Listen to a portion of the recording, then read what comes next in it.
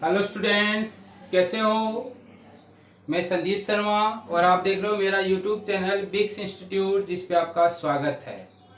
तो बच्चों, previous class में अपन क्या पढ़ चुके हैं कि आपका डी ब्रोगली हाइपोथेसिस या परिकल्पना क्या होती है और द्रव्य तरंग किसे कहते हैं, तथा अपन विभिन्न कणों के लिए द्रव्य तरंग के व्यंजक के सूत्र उत्पन्न कर चुके हैं। आज की क्लास में अपन पढ़ेंगे कि हाइजेनबर्ग का अनिश्चितता का सिद्धांत क्या होता है। तो आपके एक वैज्ञानिक थे हाइजेनबर्ग। उन्होंने डी ब्रोगली ने जो परिकल्पना दी थी, जिसमें उन्होंने बताया कि गतिशील कण क्या उत्पन्न करता है, तरंग उत्पन्न करता है। तो अब कण है तो कण की एक तो क्या होगी, स्थिति होगी, और एक क्या होगा, संवेग होगा। तो हाइजेनबर्ग ने यह बताया कि अगर अपन कोई कण लें और उस कण का किसी एक क्षण का मीनिंग समय पर अपन एक तो स्थिति और एक संवेग दोनों का अगर निर्धारण करने की कोशिश करें, निर्धारण का मीनिंग अगर अपन स्थिति और संवेग का एक साथ मापन करना चाहें, ध्यान से सुनना बच्चों, क्या बोल रहा है कि अगर कोई द्रव्य तरंग गतिशील है तो गतिशील है तो उसमें एक तरंग होगी, और तरंग के किसी भाग पर अगर एक समय पर अपन किसी कण की स्थिति और संवेग का एक साथ एक ही दिशा में पूर्ण रूप से यथार्थतापूर्वक निर्धारण करें तो वो कभी भी संभव नहीं है। मीनिंग क्या हुआ कि अगर आप स्थिति का निर्धारण करना चाहोगे तो उसके संवेग में किसी ना किसी तरीके की मिस्टेक होगी, और अगर संवेग का निर्धारण करोगे तो उसकी स्थिति में किसी ना किसी तरीके की क्या होगी, मिस्टेक हो जाएगी। तो हाइजेनबर्ग ने यह बताया कि अगर कोई भी कण है तो कण के लिए एक ही समय पर एक ही दिशा में संवेग और स्थिति का निर्धारण करना एक साथ संभव नहीं है। यह है कि या तो आप स्थिति का निर्धारण करोगे या संवेग का निर्धारण करोगे। स्थिति का मीनिंग पोजीशन हो गई, संवेग का मीनिंग मोमेंटम। इन दोनों राशियों का एक साथ आप निर्धारण नहीं कर सकते। हाइजेनबर्ग ने यही बताया। तो हाइजेनबर्ग ने यह बताया कि अगर आप स्थिति का निर्धारण करोगे तो संवेग में कोई ना कोई मिस्टेक होगी, और अगर संवेग का निर्धारण करोगे तो स्थिति में कोई ना कोई मिस्टेक होगी। तो इस तरीके से अगर मान लो अपन कोई कण लें और उस कण की स्थिति का निर्धारण करते हैं, तो मान लो कि स्थिति के निर्धारण में कितनी अनिश्चितता रह गई, डेल्टा एक्स। ऐसे ही संवेग के कितने घटक होंगे बच्चों, 3 घटक होंगे, एक्स, वाई और जेड।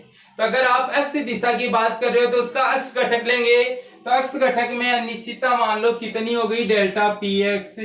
तो हाइजेनबर्ग ने यह बताया कि इन दोनों का जो गुणनफल है, यानी कि delta x into delta P x है, वो कभी भी h अपॉन 4 पाई, या इसी h को अपन h कट की फॉर्म में लिख सकते हैं। ये बच्चों आपका क्या है, h कट, इसको बोलते हैं अपन h कट।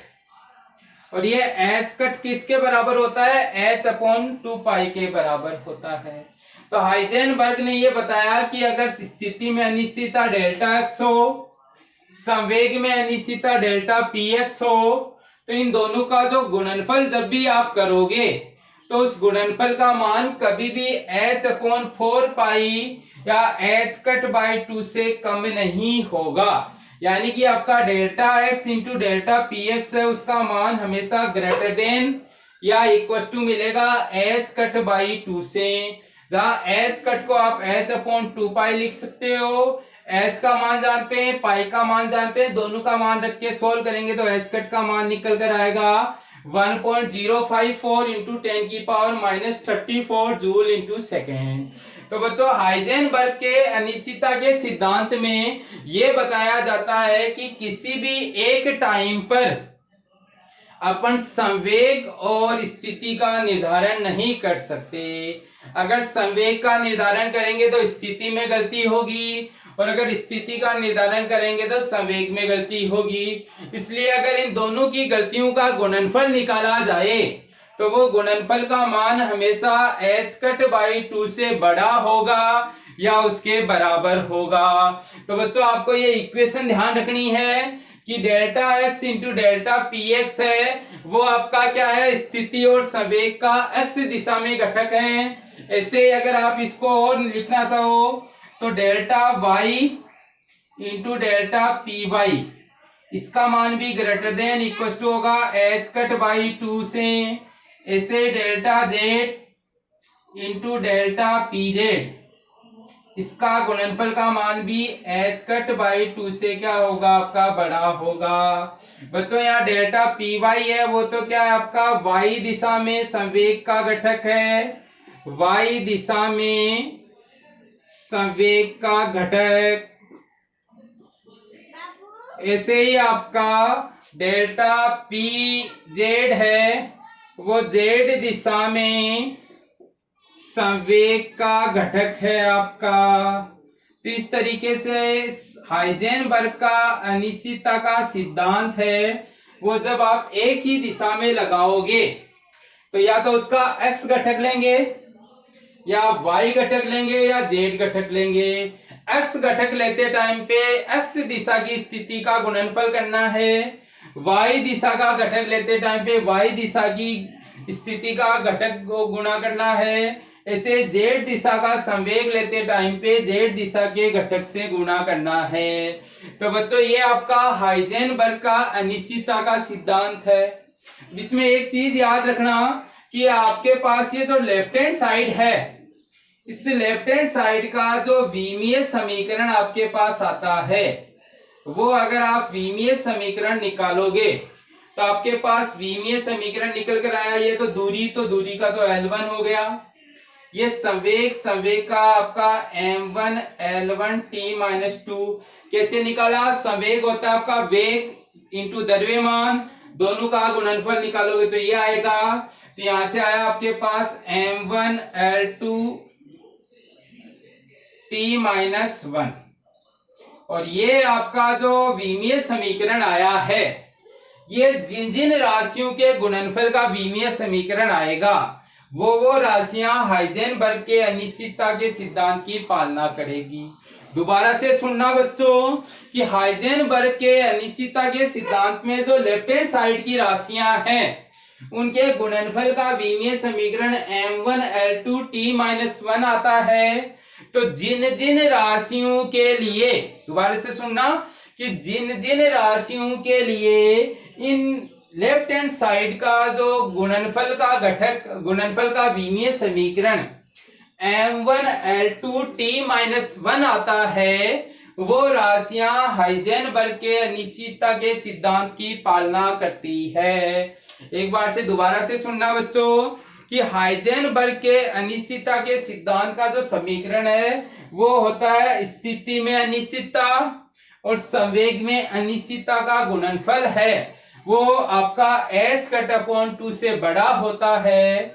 इसमें आपकी जो लेफ्ट हैंड साइड है, इस लेफ्ट हैंड साइड का जो विमीय समीकरण आता है वो आपका m1 L2 t-1 आता है। और जिन राशियों के लिए गुणनफल का जो विमीय समीकरण ये आएगा, वो सभी राशियां क्या करेगी, हाइजेनबर्ग के अनिश्चितता के सिद्धांत की पालना करेगी। और इसी के आधार पे आपका इस समीकरण को ऊर्जा व समय के रूप में अगर आप लिखना चाहोगे, ऊर्जा व समय के रूप में, तो ऊर्जा और समय के रूप में ये आपका विमीय समीकरण आता है delta E into delta T है, उनका जो गुणनफल है वो h कट अपॉन में 2 से क्या होगा, बड़ा होगा। तो बच्चों ये भी आपकी क्या करती है कि जो ऊर्जा और समय है, ये भी हाइजेनबर्ग के अनिश्चितता के सिद्धांत का पालन करती है। जहां आपका जो डेल्टा E होता है, ये आपका क्या होता है, ऊर्जा में अनिश्चितता होती है। ऐसे ही आपके पास जो डेल्टा T लिखा हुआ है, ये क्या होती है, आपकी समय में अनिश्चितता होती है। तो बच्चों आपको क्वेश्चन ढंग से पढ़ना है कि आपका हाइजेनबर्ग का अनिश्चितता का सिद्धांत है वो संवेग और स्थिति में परिभाषित करना है।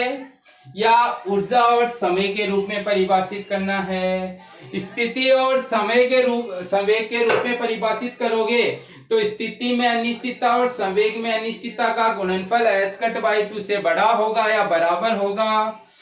ऊर्जा और समय के रूप में परिभाषित करना है तो ऊर्जा में अनिश्चितता और समय में अनिश्चितता का गुणनफल है वो h/2 से क्या होगा, बड़ा होगा। तो बच्चों ये आपका हाइजेनबर्ग के अनिश्चितता का सिद्धांत है जो क्या बताता है कि किसी भी एक ही टाइम किसी भी कण के लिए एक ही टाइम पर स्थिति और संवेग का निर्धारण करना संभव नहीं है। अगर स्थिति का निर्धारण करेंगे तो संवेग में गलती होगी और संवेग का निर्धारण करेंगे तो स्थिति में गलती होगी। इसलिए अगर इन दोनों की गलतियां देखी जाए तो इन दोनों की जो अनिश्चितता का गुणनफल है वो हमेशा h/2 से क्या मिलेगा, आपको बड़ा मिलेगा। कोई दिक्कत नहीं है बच्चों इसमें। तो आप एक बार इसका स्क्रीनशॉट ले लीजिए और वीडियो को देखने के बाद में आप वीडियो में कमेंट करके जरूर बताइएगा कि आपको वीडियो कैसा लगा। Thank you.